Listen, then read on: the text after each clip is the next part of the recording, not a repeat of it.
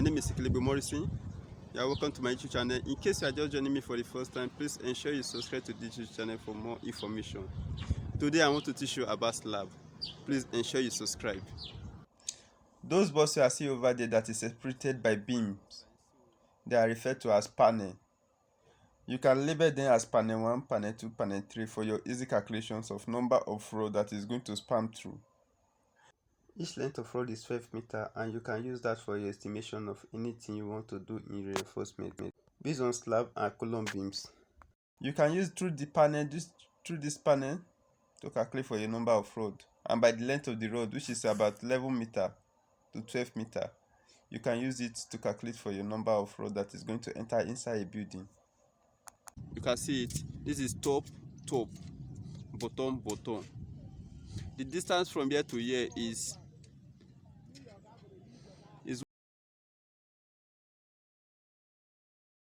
the spacing of the reinforcement is 125 mm and 150 mm spacing.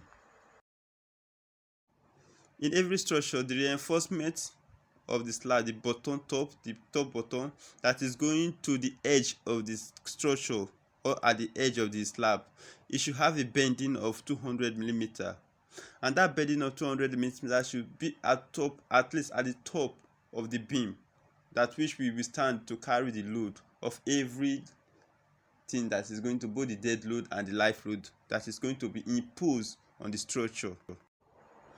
As an engineer, maybe if a client gives you a job to supervise or to inspect in whichever way, what you have to do is to examine the drawing, examine it very well.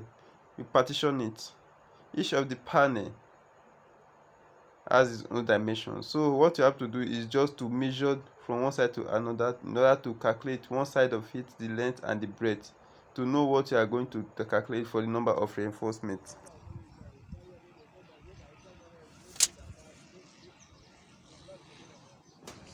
This is my slab. This entire place is my slab. This is my beam. This is what you call beam.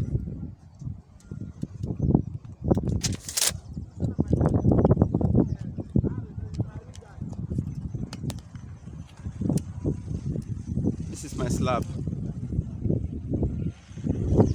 And why this is my beam. This is my column. So from here to here is 125 mm spacing. From here to here is 150 mm spacing. So this is the top, this is the top, this is bottom, this is bottom, this is bottom, this is bottom, top, top, bottom, top. So you can see that. Top, bottom, top, bottom. You can see. For your constructions work, in every lapping you are going to execute, you must carry above 600 mm distance spacing. So from one side to one side is 600 mm. That 600 mm is what you will use for the lapping that will span through the beam and the columns. When you are designing your beam, the first things you have to put into consideration is that the size of the beam should not less bigger than the size of the block coming from the foundation level.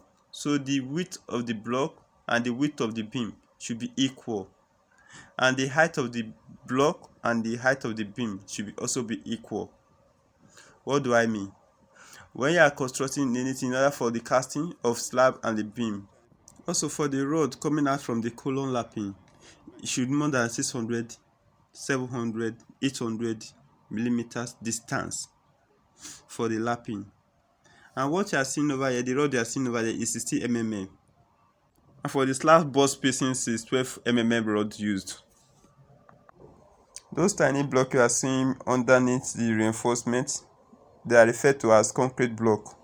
What is the work of the concrete block? Concrete blocks are used to suspend reinforcement in order to hide the reinforcement inside the concrete, to avoid rusting and other activities for feeding in future time to be. So concrete block has its own function working on a slab too. Those are the things concrete slab does. It suspends the reinforcement from the ground so that for easy proper movement of a concrete to hide the reinforcement. In this type of slab, it can also be referred to as waffle slab. What do I mean by waffle slab? Waffle slab are a combination of beam and slab being cast together for a large panel. Please ensure you subscribe to this YouTube channel because I'm going to upload more structural videos. Thanks.